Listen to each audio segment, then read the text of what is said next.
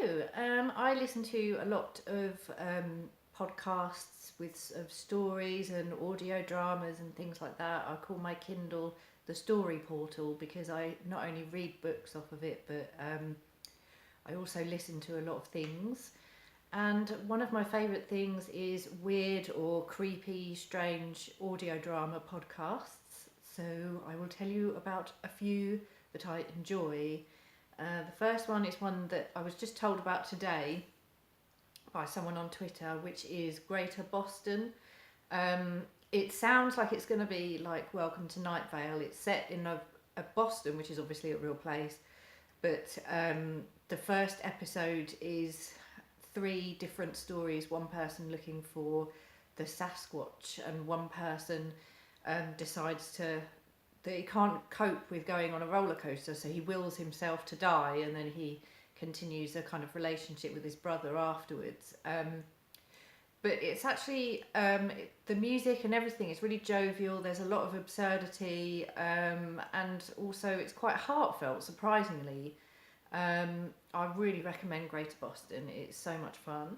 I'll refer to my little list. The next is Gone, which is, I've listened to the first episode of that.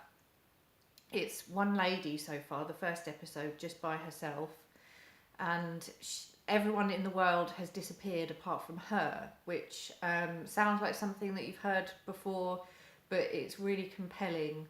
And she realises that they've disappeared at a certain time of the day, and that time is again approaching. It's done it in, she manages to make it quite a fresh kind of story. I like it very much. I think you will too. And the next one, Limetown Stories, is one I listened to quite a while ago. It's one continuous story over a single series, so it's not like a soap where it goes on. And it's one story, and it's so spooky.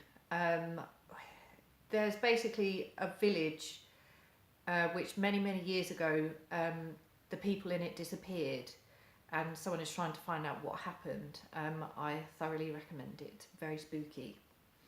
And Tanis is very intriguing. A journalist, decides to set out to discover what Tanis is.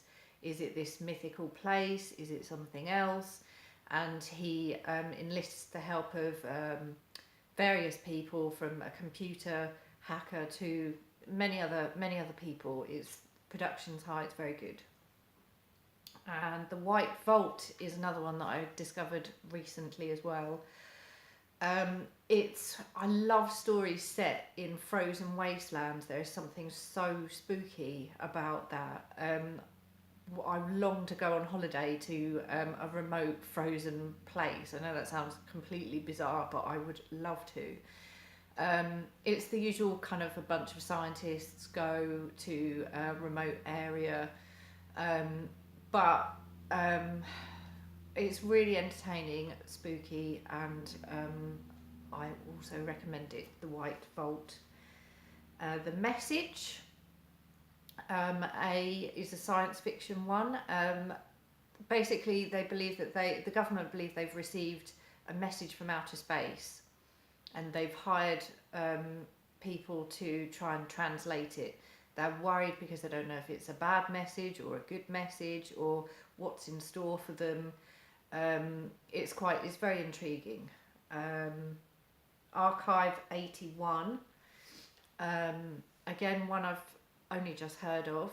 It's kind of, okay, so a man has taken a job where he has to sort out tapes, and they're all from something very strange that happened in the 90s. He's locked in this kind of not basement, like a warehouse kind of thing, and there are all these tapes. He has to listen through them, sort through them, and he's also recording himself going through it. And something very odd is happening in a particular tenement building. I'm not sure if that's where it is.